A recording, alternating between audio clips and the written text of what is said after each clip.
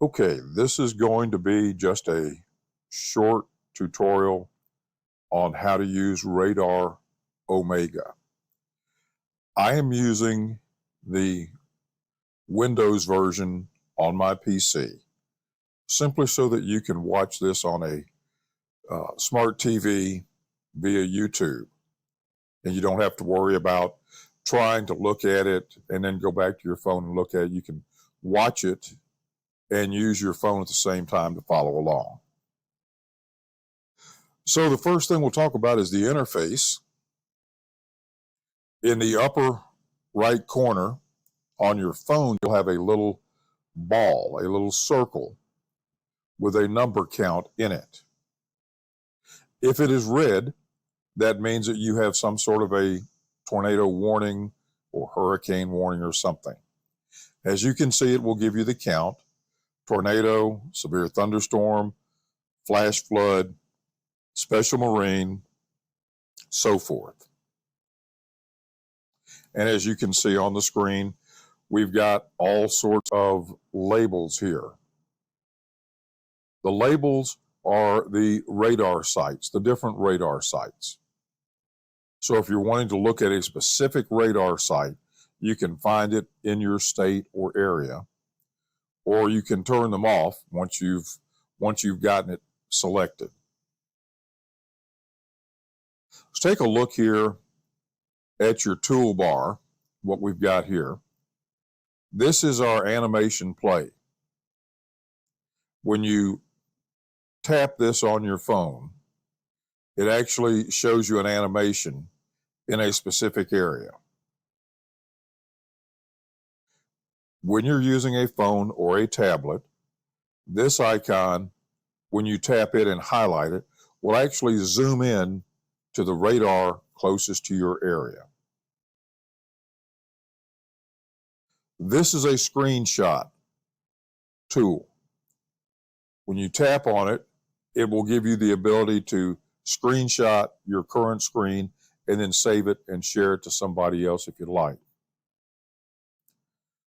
This tool is going to allow you to look at wind speeds or different things. As you move it around, you'll see different, this is decibels. This is because we're looking at high-res reflectivity, but if we were looking at the wind speed, that would be doing that.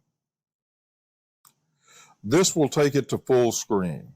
When you tap it, it gets rid of all of the other items. This icon right here will allow you to mark an area. If you're trying to track a storm, how soon it's going to be to your location, you can put in the mileage, how fast the storm is going, and it will now come in and tell you that these are the spots it will be in at a projected time. And we'll do this a little bit more in just a few minutes. This protractor actually will let you take a specific spot on the map and draw out and look and see how far it is to a different area. So as you can see, that's 630 miles from Colorado to someplace in Missouri. These, again, are your radar sites. You can turn them on and off. And this pencil allows you to draw things. If you wanted to highlight a certain area, you can do that and then screen capture it as you need to go. Now let's take a look, and we're going to kind of move into this area in the north, in the Midwest, because we've got activity up here. We're going to go over and tap on the three bars on the left-hand side, and you'll see control panel, outlooks and monitoring, data overlay settings, custom location, cyclone port network, device settings. Let's start with the control panel. The first icon is your display settings. So you've got several different types of maps that you can use. I prefer to use the basic because it just, when you got tornado watches, warnings, different things, it does not get lost. Also on this, when you zoom in, when you on a computer, you're going to use your mouse and scroll and get it larger. On your phone or on your tablet, you're going to take 2 fingers and squeeze out or squeeze in, depending on what you're trying to do. Okay. So we'll look over here, basic. You can adjust the thickness on the states and provinces. Let me see if I can zoom this out enough to see. Yeah, here we go. The state line right here. When I go in and adjust thicknesses on states and provinces, you see it gets larger or smaller. You can also change the color on that if you wanted to put it in specific colors. The same thing for counties and local regions. You'll see here.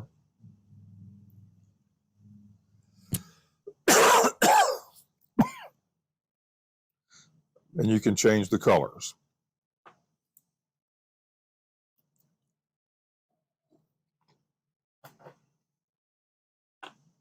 Now, the city and road layer, you can show it when the towers are on. If you want to no city road layer, now you don't see anything. I like to use that city and road layer so I'll know what's where. We're going to show the TDWR towers, which I think those are smaller towers, not the actual NOAA towers. We're going to show the codes. That's the KEAX. You're going to disable your map rotation. You will use the arrow key frame navigation if you have a subscription and you're using this on a computer. You'd probably want to do local time display versus UTC. Your other location settings, you can't use those. So we'll just go ahead and we'll turn this off.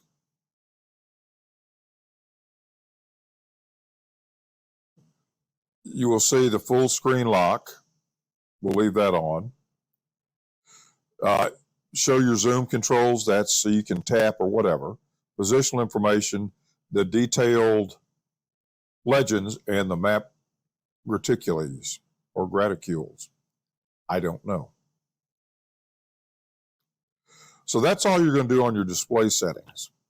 On your radar settings, what I'd recommend is on your primary settings, turn your reflectivity gate to 10.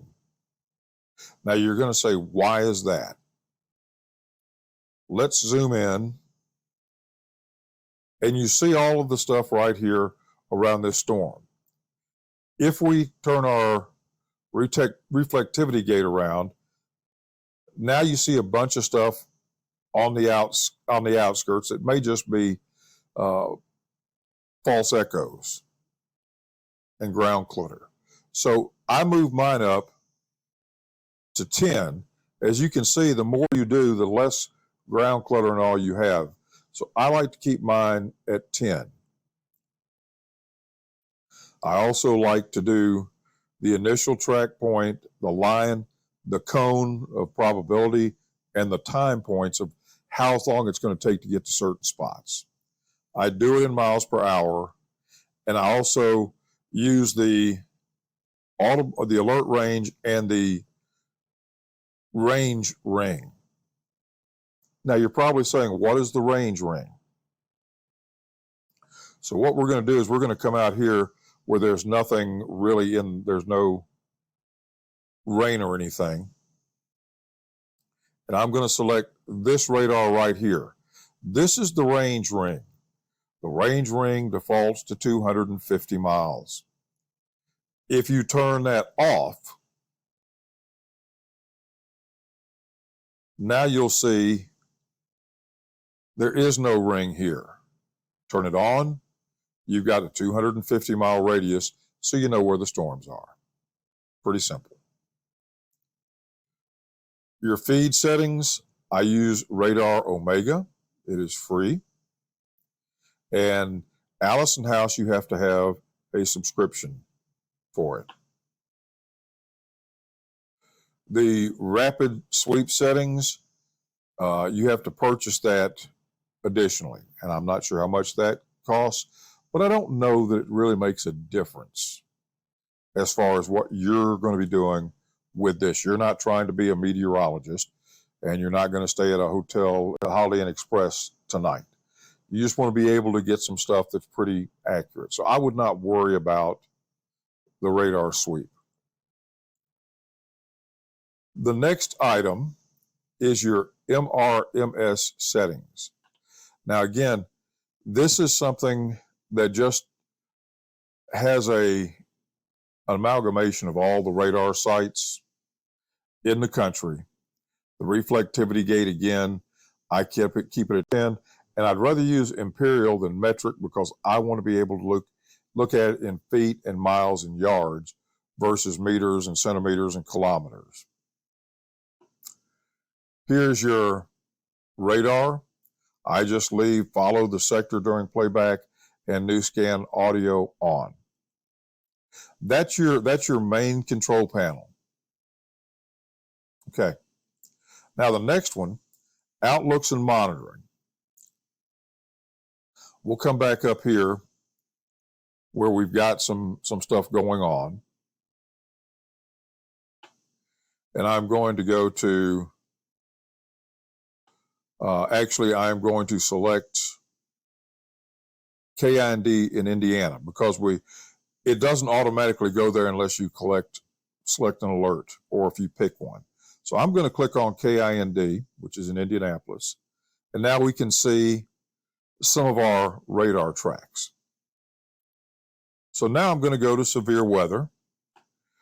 This right here allows you to look at what may happen in a specific day. And as you can see, and I'm going to zoom out here, you can see different polygons. And I can go and look at severe weather and say, I want to see what tornadoes. And now it's going to just show you what the tornado threat is or wind threat. And also down here, you can scroll down and see the affected areas. There's a 15% chance of wind damage and wind risk. Tornadoes, significant 10% chance in Indianapolis, Columbus, Ohio, Cincinnati, Louisville, so forth. You can also go and look at it on day 2. We can see we get a little bit down in Mississippi. The wind is further into Mississippi, and the hail is down into Mississippi. You can also go on day 3 and look at the probability of different things here. These are just things for you to look at. Day 4, you can look at this and look at the weather possibilities. So if you're getting ready to go out on a hike somewhere, you're going to a baseball tournament, you can look a few days out. Your settings, again, you've got your polygon that you can adjust the thickness, and we'll zoom in here right now.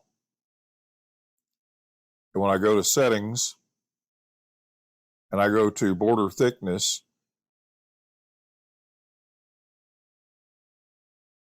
and dashed line thickness and polygon fill, that's all going to be within the outlook areas. So if you don't have it really full, like if I go back to day one and look at the possibility of tornadoes, now you see it's a little bit fuller. If I go back to my settings and do the opacity, now you can see more of what it is. And you don't necessarily even want to do that because you've got other colors. And the border thickness, as you move that up, it makes it easier to see, but it may bother some other things. So I would not really be worried about that. Okay, tropical weather, same thing. You can come in on tropical weather, and this will give you track information for a hurricane or a tropical storm.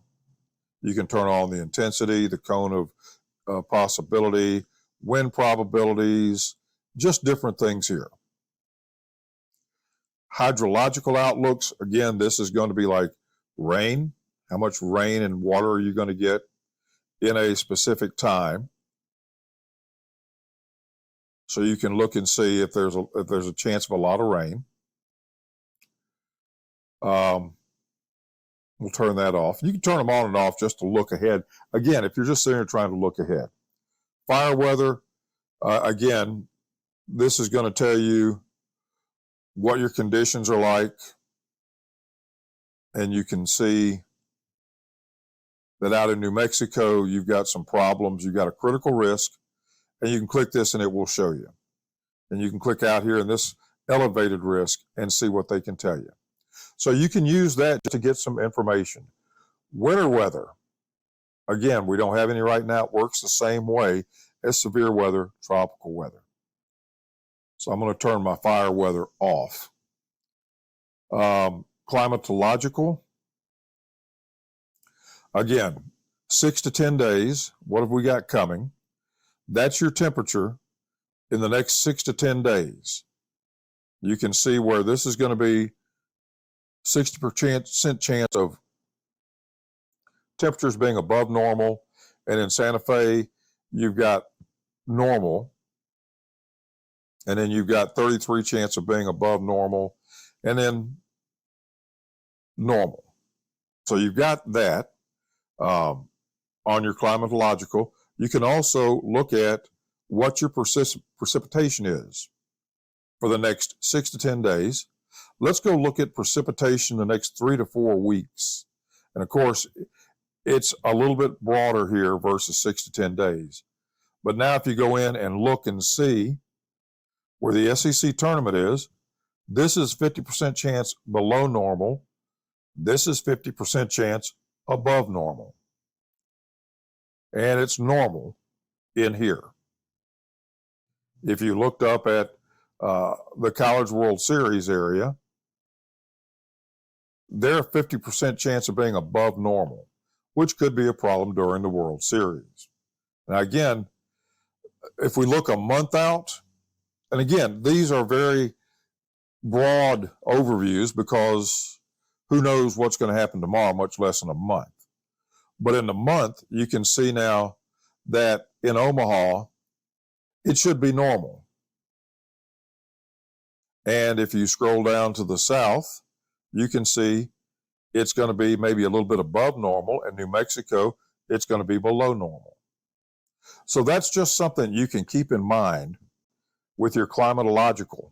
And again, with the same thing, you can adjust the polygon fill, how dark it is, how light it is, whatever. The polygon, you can change the border thickness there as well. So we're going to turn that off. Mesoscale discussions. This is if there's any severe weather that's just the NOAA weather radio type discussions that they have. You can turn it on and look at different things in different areas. Weather alerts. We want to look just at the United States of America. You can also look at Canada. Then you can look at storm-based alerts, tropical, winter, non-precipitation, hydro, or fire. And again, you can turn on the different ones that you want to look at. Okay. Again, your data source, I use Radar Omega. Allison House needs a subscription. The College of DuPage, I've never actually looked at that, but it may or may not be accurate. So on your weather alerts, try to always make sure you're looking at either Radar Omega or NOAA. I just leave it on Radar Omega. I've had no problems. When you get to the different types of warnings and watches, you can turn them on or off. You can color code them the way you want. On the border thicknesses and all, you can change that and adjust that. So where we've got this over here with a severe thunderstorm watch, I can come down here and I can, let me zoom in here, where the border is really, really big, I can go in and adjust that on a tornado watch. I can do my polygon thickness. And you see now, it just goes back to the normal size. So that's also very helpful if you don't want it that large. If you just want to see the color background, you can also go in and change the opacity on that so you can see it or not see it. Okay? You can have it flash, and if you want to flash, you can turn it on for 20 seconds, whatever you would like. You can make it indefinite, and I can go in and change the flash color to whatever I would like. I can turn on a sound, either a chime or an alarm, when that happens. So I've got all that, and there's my, you see go over it, it flashes and shows where this alert is. Some people may find that distracting. So we'll go back in and turn the flash off. Okay. The next thing we're going to look at is your data overlay settings. Your METARs, this is going to be just like the people at an airport would use, where they would come in and with the METARs, when you check a specific, try to find one that does not have a storm or something. You can go in and see the high temperature, the low temperature. If there's any wind blowing, it will show you the direction and the speed of the wind. I don't do that unless I'm really watching a hurricane. I keep the METARs turned off, and again, if I am doing a hurricane, I usually come in from wind direction or wind speed. And again, you can see the wind direction popped up, which way it's coming from. The wind speed will show you the mileage, and then you can look at the visibility and different things. And I keep all these off. Again, I go with Imperial. Marine tools, just like it looks like. You can look at the buoys and the high tides. Storm reports, you can go in and turn on whichever storm reports you want to do at what intervals you want to see them, and they will show up on the screen. That's for severe tropical floods or others. And you can experiment with this at any time. Surface fronts. If we turn that on, this actually shows you where the different fronts are. High pressure, low pressure, occluded fronts, stationary fronts, things like that. So you can look at that, and if you want to learn more about the weather and all, you can do that too. So we'll turn off the surface fronts.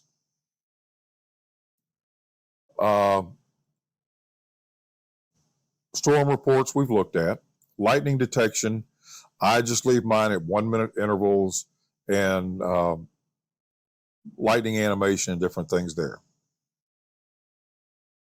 NEXRAD history, you can go back and look at the history of hail, or the size of the hail over the last whatever number of hours. And if I don't want that on, you notice when I turn that on, you've got little signs with 1.2, 2.2, whatever. So you can turn that on or off. It doesn't matter. Spotter network, you can turn that on, and then wherever spotters are, you can find out where they were in the last 5 minutes, but you can see that clutters up the screen pretty bad. I turn that off. That's just me. The power outages. This is another good one. You can look by state, by county. You can display the percentage or account, whichever you want. Again, the polygon, you can adjust the color and different things. Now, the reason I go with county outages, if I go to state outages, everything is blue. And that just, now I'm trying to figure out where maps are and where different fronts are. So what I do is I just turn on county outages, and it will just show the counties that are out. So then what I can do is I can zoom in. Here again, this is in Wyoming. And I can tap on this one. In Crook County, I can see that 30% of the customers are out. I can click on Weston County and see that 9% are out. Now, what I'm going to do while I'm in there, the power outages, I am going to go to the color on the outage and make sure I can see that. I'm going to turn my polygon thickness down to just barely there so it doesn't distract. But that's what I use. I use county outages, and this will tell you, how, percentage of customers that are out and different things based on the colors. Okay. Same thing on state outages. And when it was 0, that's where the problem was coming in, was because it was showing all the time. And this one right here, there's 3.9% out. So that's why I don't use the state on there. Okay. Let's go back now. Custom locations, you can actually add a custom location. If you want to follow a certain spot at any time and see what kind of weather they've got, you can put it right here and then click on it, tap on it on your phone, and it takes you right there to that radar. See, we're at KOAX, which is in Omaha, within 250 miles, or 100 and whatever, 125 out that way, 250. I'm not sure exactly what it is. I'll have to check on that. But it takes you right there, so you don't have to try to find it. Okay. The Cyclone Port Network, I leave that off because when you turn that on, it just clutters the screen with people who maybe have video somewhere. And so I turn it off. So now we've taken a look at all of your controls and different things. A couple others we didn't take a look at. The number of frames, this is your animation. You're going to watch as the storm comes through there. That's one thing. And you can see whether there was an alert or what's in that area. Now, turn it off, you just stop it.